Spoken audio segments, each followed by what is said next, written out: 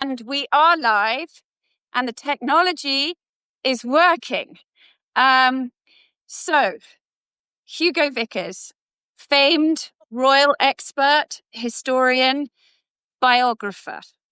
I'm dying to talk to you about the symbolism, the significance of President Trump's state visit to the UK. We were chatting earlier. You said to me the Brits have really pulled out all the stops in an unprecedented way. The state banquet for 150 people has probably just wrapped up. But I know that Trump talked about how it was unprecedented and historic for a president to have a state visit to Britain twice. So why don't we just kick off? So what have the Brits done this time around, Hugo, that's different? Okay, well, as you know, the whole thing came out of the Keir Starmer invitation. Yes. Delivered on television in the White House earlier this year. And since then, we've been looking forward to this event. And we knew it was going to take place at Windsor Castle. And as I began to explain to you earlier, American presidents, for the reason of security, they don't have a carriage procession normally through the streets of the Mall or coming up Windsor by Windsor Castle. But this time, the helicopters descended in the home park, and they put on a special carriage procession, which actually nobody will have seen except on television. And the whole thing was lined. I wondered whether they might get children in or sort of approved people. No, nothing. And I know that route very well. It's not a... So let me pause you because I remember. So I was still living in England and working. I remember it very well at the Independent newspaper in my early 20s when the Clintons came to London. And we were all amazed. It was the talk of the newsroom about the level of security, and the motorcade came. And we were not used to anything like that. So I think it's remarkable that Donald Trump, of all presidents, having survived an assassination attempt, and given what we've just been through in this country last week with the assassination of Charlie Kirk, to do that, I mean, that's extraordinary. Was there higher obvious security? Yes, there certainly was. No, the point is he didn't actually have a public carriage procession, you see. Oh, I see. He had a private one in the home park, which nobody could see except on television. This was I see. So it really was just for the camera. And not only for the camera, it was also for the president, because instead of getting into a Range Rover or a Land Rover, do you remember when Obama came, the Obamas came, and Prince Philip leapt into the driving seat, much to the irritation and no doubt apoplexy of the Secret Service. And yes, I'm sure. At the age of 95, drove the president perfectly well up to the castle. That could have happened today. No, they had a whole carriage procession. They had all the wonderful carriages. They had the household cavalry. They had the streetliners, but nobody there. And I know the home park very well. I know exactly the route that they took. It wasn't even up the long walk. It was up the side road, sort of, where they actually come in when they come in for the weekend or whatever. Anyway, that's what they did. And then, of course, after that, so then there's the exchange of gifts. That's normal. And then they had lunch, presumably. And Did you know what the gifts were, Hugo? I do sort of know what the gifts were. Now, wait a minute. Melania got a handbag, and the president got a book, a special book bound in the bindery at Windsor Castle. That's I'm afraid we don't go terribly far in this country in our generosity and gifts. We're not like sort of Bahrain when we sort of huge chunks of gold or crocodiles and things. But at any rate, gifts were exchanged, and then in the afternoon, to my great surprise, there were the King and Queen and the Trumps outside.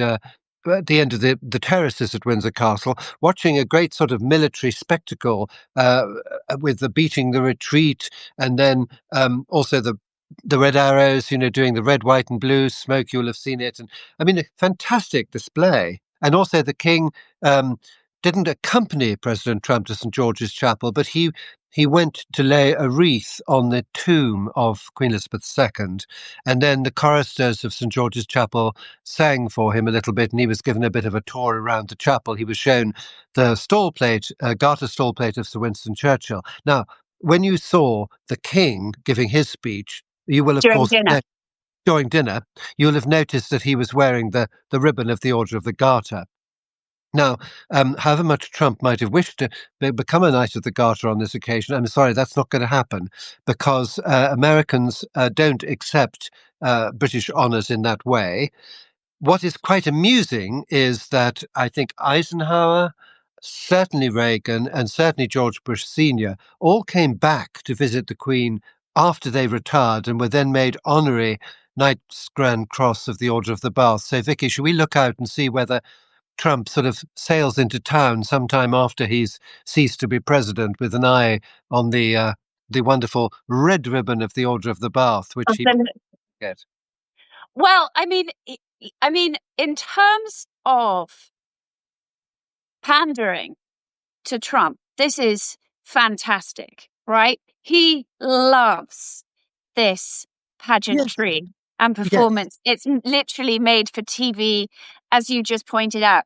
So, what do you think the Brits, and I guess I'm talking about, yes, King Charles, because we know that he was, when Zelensky had that terrible meeting in the Oval Office, he flew to London and King Charles had a private meeting with him. We do know that.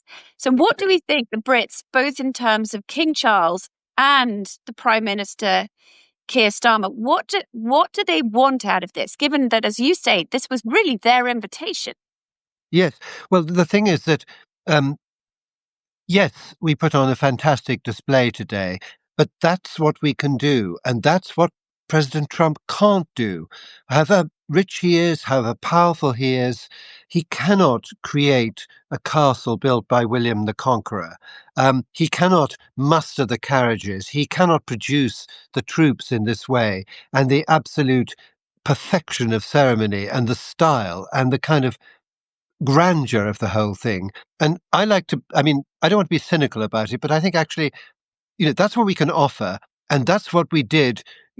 That's what today is all about, is the king respecting the president and giving him the best possible time.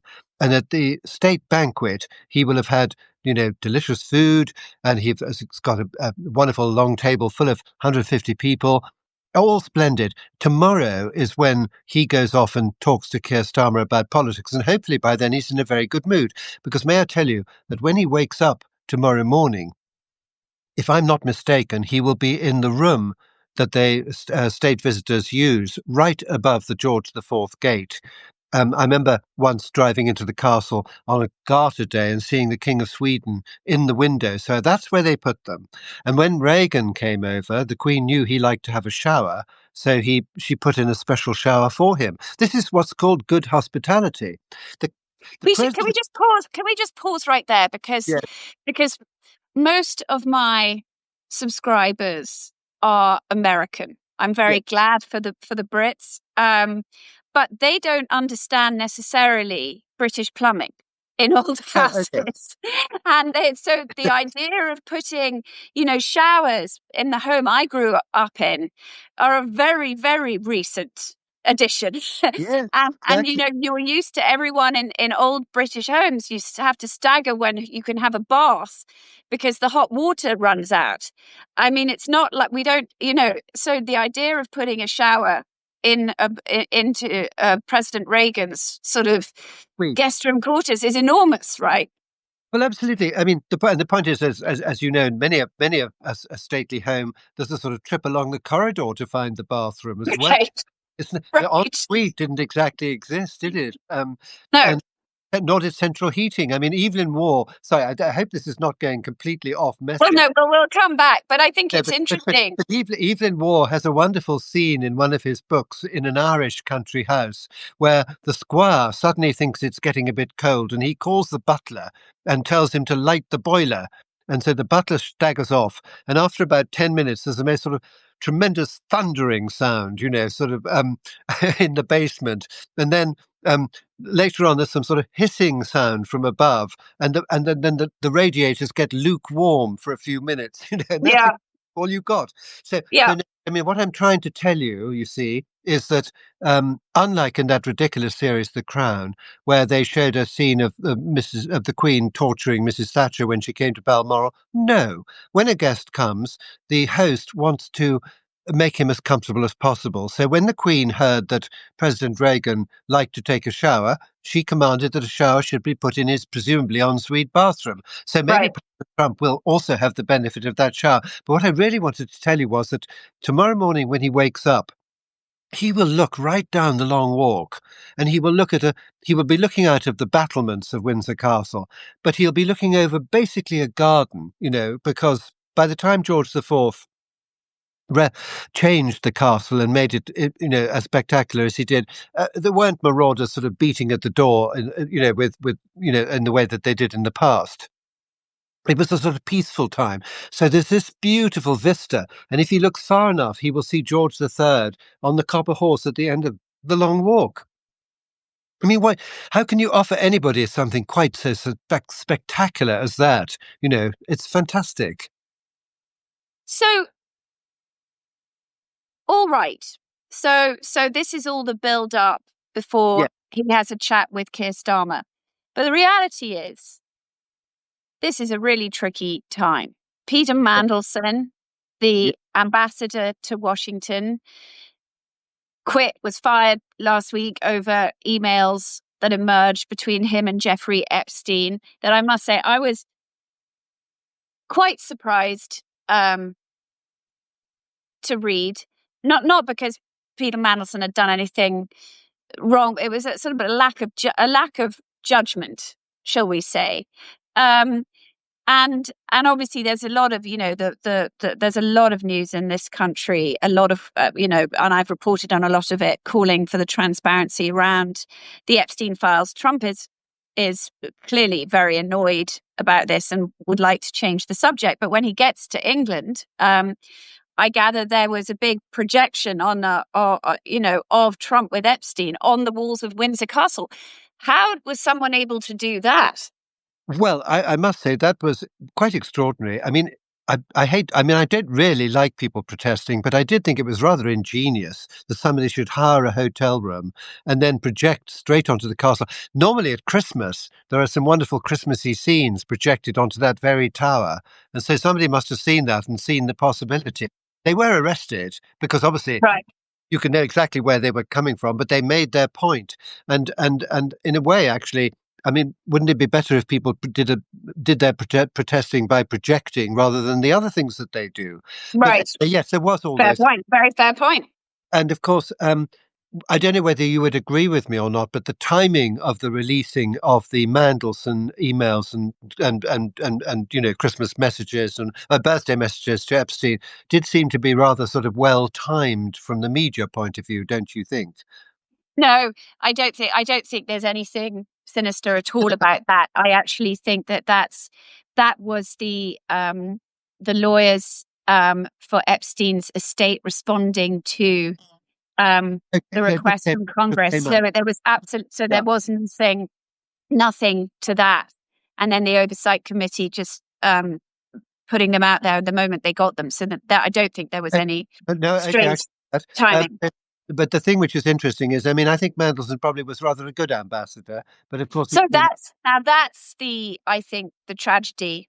I yes, think he was shaping up to be a very good yes, ambassador, and Trump liked him. I think yes. other people liked him, and so it that that is the difficulty. Um, and as you know, in England as well, feelings are riding high about Ukraine, and I was reading. Yeah, our coverage over here has been full of. There was a protest in London today with people holding, "Stop Trump" um, banners, and I will say this: the Ward family has a weekly Zoom call, and I think one of my sisters this past weekend expressed some anxiety about Trump's visit. She just said that people are nervous. I mean, we live in a very polarized time. What are We your did thoughts on that? well. First of all, of course, Trump himself won't have seen any of this unless he saw it on the television. Or on his iPad or something, because he's been kept well away from it. No one, and there are barriers all round Windsor, and the security is enormous. So he's been kept in a cocoon. And so I think actually the protest in London, genuine as it no doubt was not particularly sharp. You know, it wasn't. Right. It made much of an impact. But of course, people were protesting in Windsor as well. There are, of course, a lot of Trump supporters too. There was sort of pro-Trump people, anti-Trump people, all sorts of people wishing to express their things. But this isn't the first time that that's happened when we've had a state visitor. This does happen from time to time. Right. You know, Well, Trump. so Hugo, given that you know the King and the Queen and have met the Prince and Princess of Wales, what? I mean, it all looked very amicable and like they actually have a relationship from, lots of touching, which used to be a big no. But we seem to have got past that. Might be a good thing. But yeah, I mean, what do you know about their relationship? I know very little about it, except that as you were talking, I was thinking to myself, well, of course it looks good. Of course it is, because that's their job. They're very good at it. And actually, I think President Trump did meet, of course, Prince William at Notre Dame when they went out for the opening of Notre. Yes. And they obviously did get on well together. And and the King is a good host. The King, and indeed the late Queen, they are two different people. They are the person who's representing Britain, and then the person inside the King or inside the Queen, and that's different. The Queen used to sometimes ask her private secretaries when something controversial came along, "What should the Queen do?" Not "What should I do?" Or Yes. being a mother or a father, occasionally you want to say, "Oh God, I did that when I was your age," but you say, "No, actually, that's not acceptable because a father Right. has do that." And so, of course, the King is totally professional. And I think full marks to the royal family in that they've pulled out all the stops today and they've done absolutely everything that the Prime Minister would have wanted them to do in welcoming President Trump. And there's been a sort of funny thing about did the did the Queen like Trump? Some people, Craig Brown sort of said no, she didn't, and then other people, Robert Hardman said yes, she did, and President Trump said yes, she did. President Trump actually went so far as to say that he was her favourite president.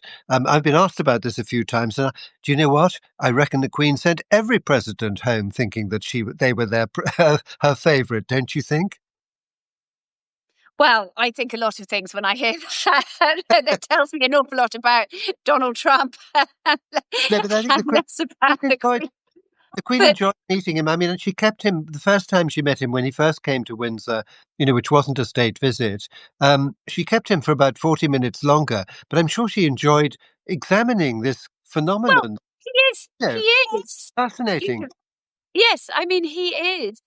Um, an American icon. He is. I mean, he was an American icon before he became president. I Yes. mean, I remember watching a documentary, a BBC or there was whatever about Trump growing up in England as a little girl. There was a fascination with him because he's so American. Yeah. So with the gold and the planes and the rest of it. So, but just going back, so because this is being covered, even though they seem like superficial things. Um, the Melania wearing a Carolina Herrera strapless dress. There seem to be some headlines about that. I'm not sure why. Is it unusual to not to bare your shoulders at a state dinner? She looked great, I thought. I thought she did. Yes. Yes. But our royal family didn't do that. Obviously, I mean they were much more traditionally dressed. There's every time something like that happens, there's always this sort of question, controversy. Is it acceptable or whatever? And I think it's fine. I don't think it matters. Right.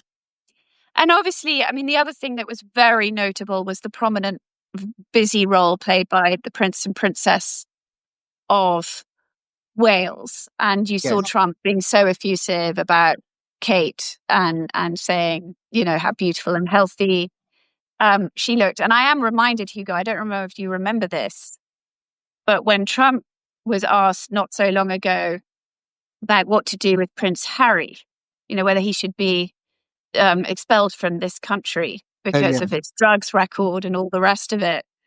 Trump did make a comment that had to do with it was along the lines of, I'm paraphrasing, well, he's got enough difficulties with with the women he married. that's right.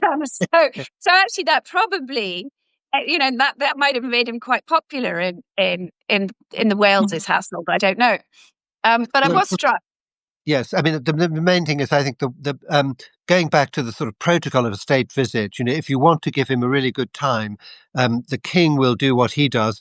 The next most important person to produce on this occasion is, in no doubt, no question, the Prince of Wales and indeed the Princess of Wales. They are the great stars, and they are the next in precedence behind him. Anyway, they're next in line. So, so it basically, they brought out the frontliners at every possible opportunity. Mm. Was there any coverage in England about the fact that, I mean, I know you've got a slimmed down monarchy, but you had a slimmed down Trump family this time too. I mean, Yeah, you had the president and first lady, and then you just had Tiffany and her yeah, husband Michael Boulos. yeah. Last time you had the If that, yeah. sons, and obviously Javanka. So what did the British media have to say about that? I don't know what they said about it. I don't know whether they particularly registered, or they probably didn't really register that until the state banquet, because, of course, in most of the part of the day, it was just the Trumps, just Yeah. President Trump. Um, but it's not usual, by the way, for state visitors to bring their families with them. I mean, it has happened in the past, but it's not really usual. It's a bit Yes, naughty. but we are the country that produced the Kardashians. So, Ah, well, of course. so I'm speaking now with my wearing my American hat. Um, Yes. so, and then tell me, so who is, I was also really struck by the guest list, the 150 guests, because a lot of American names flew in for this. Sam Altman.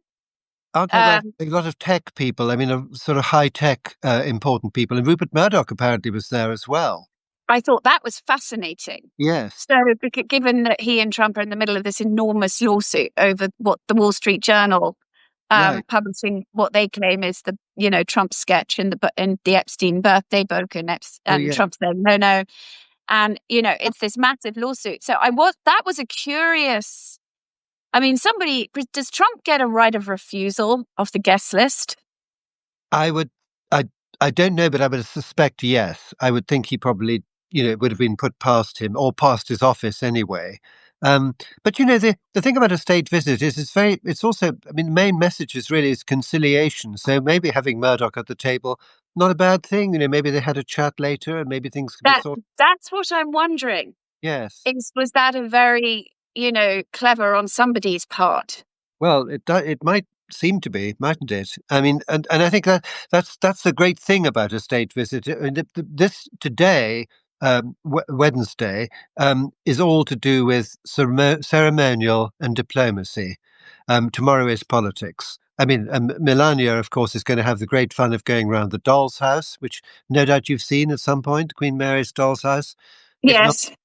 I mean, brilliant. It's wonderful. I mean, even my sons enjoyed it. I mean, it's a fantastic thing. So she'll enjoy that, and then she'll be at Frogmore with Catherine. Meeting some guides, I think, and scouts and things like that.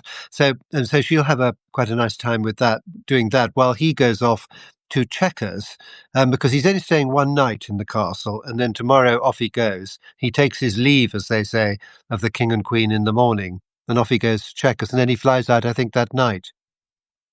So does he doesn't stay at Chequers? No. I don't think so. I mean, no, I don't think so. I think he's just there for the day. That's what I was told. I could be wrong. Right. And Um, Chequers, for anyone who doesn't know, is the it's home, the Prime Minister's the Prime Minister. country residence, and the roads from the airport to Chequers are perfection. because visitors from overseas come and visit the Prime Minister, and they're very impressed by the roads. I wish all our roads were as good as the roads to Chequers. I was struck the Air Force One landed at Stansted. Is Yes. that usual? As in Uh, not Heathrow? no, I don't know why it did that, but and also, of course, what was quite interesting this morning was there were several helicopters in the sky at the same time, and the commentators didn't know which helicopter the Trumps were in. I mean, one helicopter landed and then another one, and I wondered whether that's That's a security a protocol. security protocol exactly. Yes. Yes, And in the same way, when the cars, you don't yeah, know which car he's in. exactly. In Yes, Yeah, that very, that's protocol. That's yes. completely normal. Gosh. Well, I must say, I mean, and do you have any idea, Hugo, when Keir Starmer appeared um, back with the coalition of European leaders to come to talk to Trump after he had met with Putin, and they came to sort of advocate for Europe and Ukraine. Whose idea was it to give Trump I mean, was it the King's idea? Was it Keir No, Starmer's idea? it would never be the king's idea. The king Right. operates entirely on the instruction of the government, which is why in the last reign the Queen entertained Ceausescu, sent by David Owen or whoever, and some of the people that she had to entertain were deeply disagreeable. I mean, on one occasion, she said, somebody said, one of the private secretaries, we don't think you ought to meet this man. She said, I can't imagine why you say that when I meet mass murderers more or less every day of my life.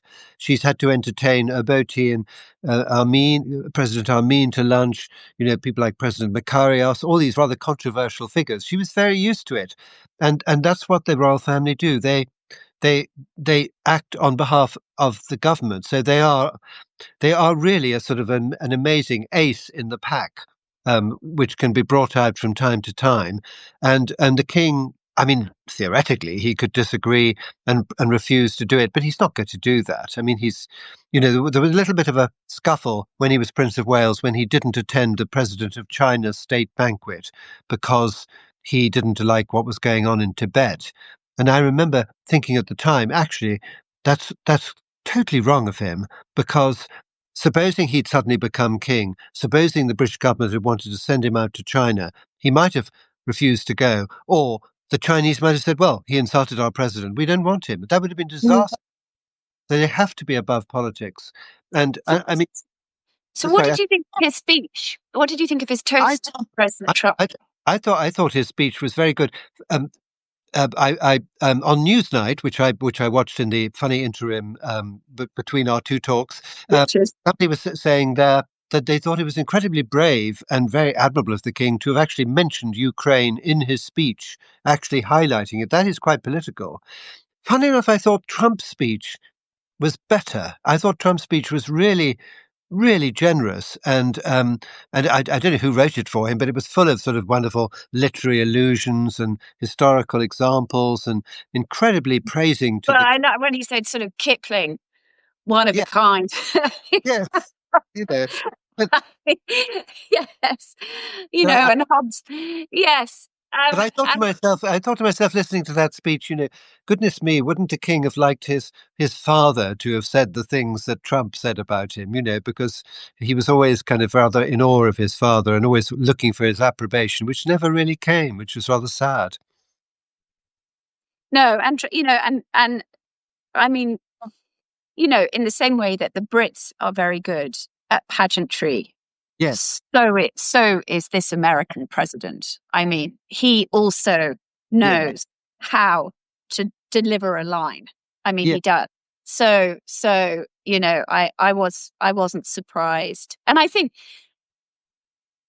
well, I last talked to him in over 10 years ago, long before he was running for president in his office in New York, and he was, he was talking about his golf courses in Scotland. And I mean, what King said this evening is true. I mean, Yes, Trump's talked to me about how proud he is of his Scottish heritage through yes, his mother. And, I was there and he was phoning his sister, Marianne, who was a judge, um, telling her about some latest development, to do with the golf courses. This stuff is really meaningful to him. yes, So I yes, guess we'll just have to see tomorrow then when he meets with Keir Starmer if it has any bearing at all yes. on his policy making when it And comes to what's going on in Ukraine. as you know, one of the I'm not sure if it was a wine or some form of alcohol that was being served tonight, dated from 1912, which was the date when his mother was born. They'd thought about all these things. They're very, very perceptive, and Well, he I, won't. I mean, he doesn't drink, but that's extraordinary. But he'll have noticed. exactly, he doesn't drink. That's perfectly true. I think I may have told you before that on the last state visit, when they realised he didn't drink, they brought out the finest wines in the palace cellar. Yes, yes, yes. But I definitely got that this time. It felt to me, just from the body language, that there was a real level of sincere affection, and maybe I'm the idiot here, but it felt like that. I mean, and obviously we have no idea, to your point, if Trump has any idea about the projection on the walls of Windsor Castle of that motif. No, I Being mean, Trump, being I Trump, he agree. probably does because he pays a lot of attention.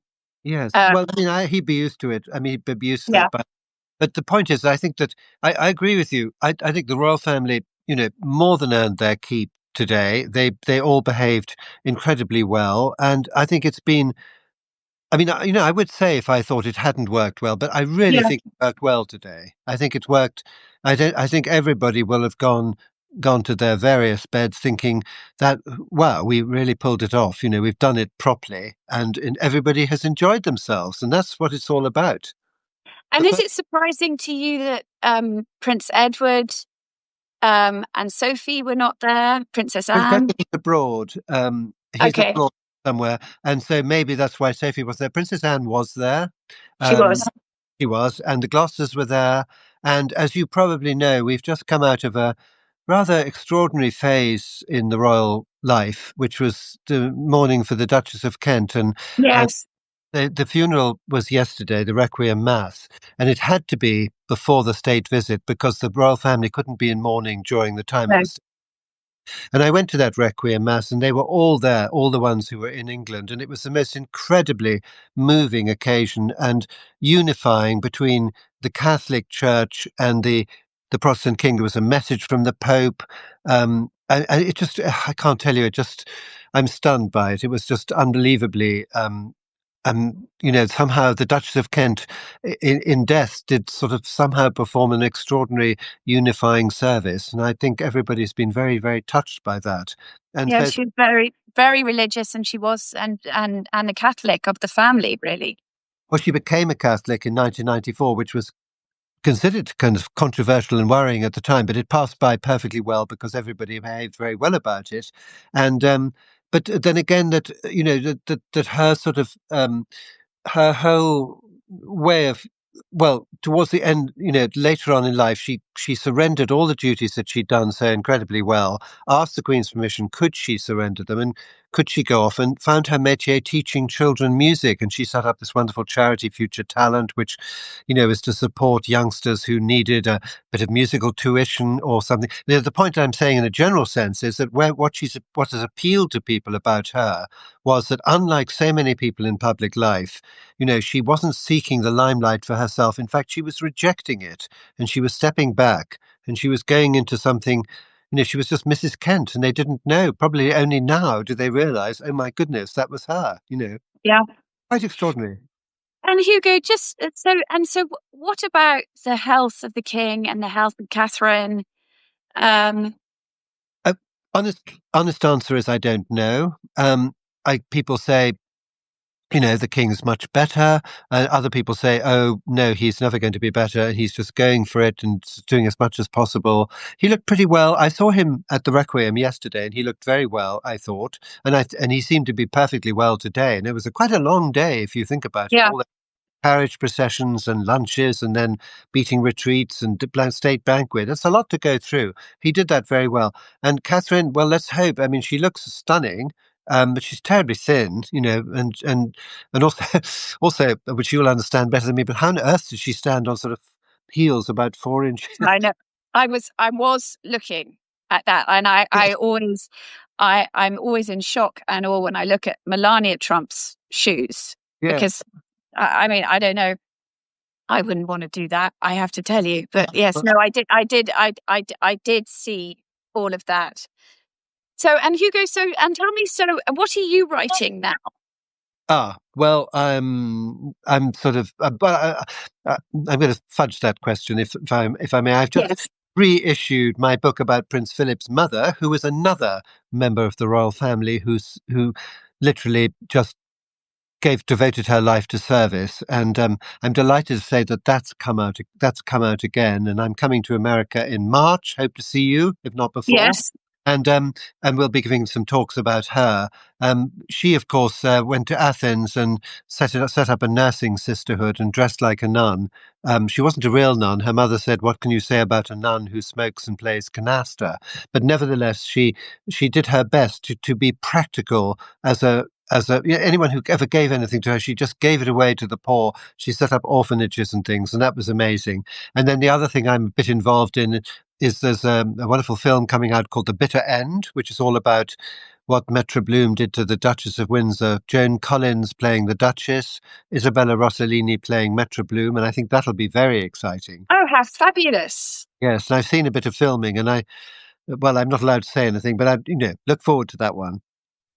Very much. Well, I see Isabella. I have a weekend home close to her, so I see her quite often. So, yeah. Well, very, very, very interesting. Hugo, thank you. Much, much appreciated. Well, thank Stay you. in touch because we're all fascinated, Well, as you know, still by the British royals. Yes, but there's a lot. See what I didn't ask you. Yes. Harry's whirlwind visit Yes. to just and the meeting with his father. My goodness, did that take everyone by surprise? It certainly did. But I think two things about that. One, it's a very good thing that they had a meeting. I'm a sort of great conciliator, and I'm a great believer. Prince Harry, whatever you think about him, carries a lot of emotional baggage with the death of his mother, and probably with the rather disagreeable situation he finds himself in his marriage. And if his father had died while they weren't speaking, I mean, can you imagine what he's carrying that through life as well? And also, if you remember, even from the book Spare, Prince Charles, as he then was, said to the boys, "Please don't make my last years miserable." So I think it's good that they met. He will not be coming back to do royal duties or anything like that because he would be a complete distraction. Every time, even when he was over here last week, the media were saying, "Oh, what is he doing? And is he competing with his brother? Is he doing, so on?" So it would be totally counterproductive, even with our slimmed down monarchy, to have him back again. I suspect that he might want to be sending his children to school in this country, which would make sense. Don't you think? And so I think his wife might have a few things to say about that. his wife has a lot to say about a lot of things, and that's his problem. So, but even We shall see, Hugo. If that's almost worth having a wager as to whether I would lay heavy money against. I think, but anyway, I mean, glad they met. I'm glad they met. Yes, I am too. I am too. And fundamentally, we don't really know what was said. Unfortunately, he spouted a bit to the Guardian about his meeting and saying things like, the king's my priority now, or my dad's my priority next year, or something. It's just shut up and just, that's not going to help the conciliation. But it's good that they met, I think. Good. Hugo, thank you. And thank you for staying up so late in England. I'm sorry about all the tech issues. And thank you to everyone for tuning in. And we will talk very soon. Thank you. Bye. Bye.